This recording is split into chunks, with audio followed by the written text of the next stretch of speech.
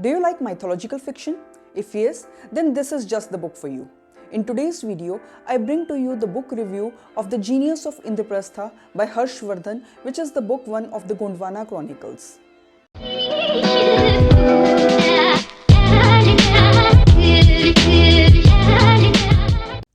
Hello everyone, this is Shalu. Welcome to my channel where I post book related videos. As I mentioned before, in today's video, I am going to review The Genius of Indraprastha by Harshvardhan. I received the copy of this book from the author in exchange of an honest review. The book cover is just gorgeous.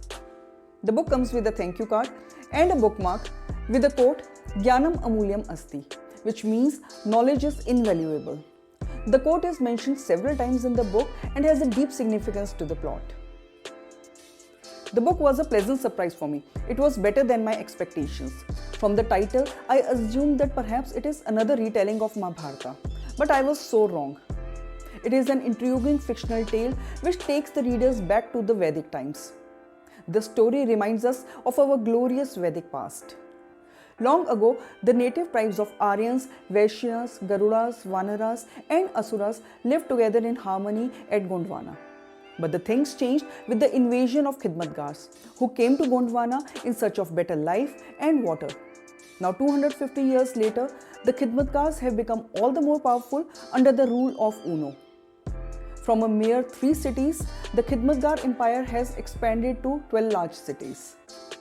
Their army chief, Commander Bakht Khan, is unstoppable, and so the powerful provinces like Hastinapur, Vindhyachal and other native tribes must come together to devise a strategy to safeguard their kingdoms. But before that, they must tell their present generation about the Battle of Indraprastha.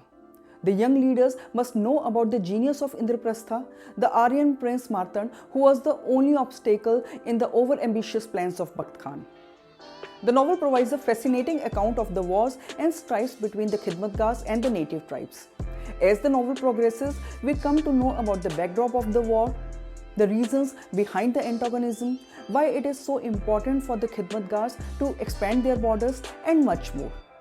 Each chapter is enthralling and unfolds some twists and turns. The narrative of the Indraprastha war is so engaging. The author has written the battle scenes with vivid imagery which are a delight to read. What I like the most about the book is that the author has given scientific and logical reasoning behind the so-called myths of the Vedic times.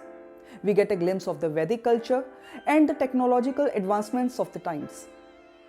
Our revered deities like Lord Rama and Lord Krishna are mentioned as great visionaries who laid down rules and guidelines to ensure a better life for future generations. The author has written a well-researched plot, and you can't help marveling at his creative genius. The author considers Amish Tripathi as his writing mentor, and that reflects in the book.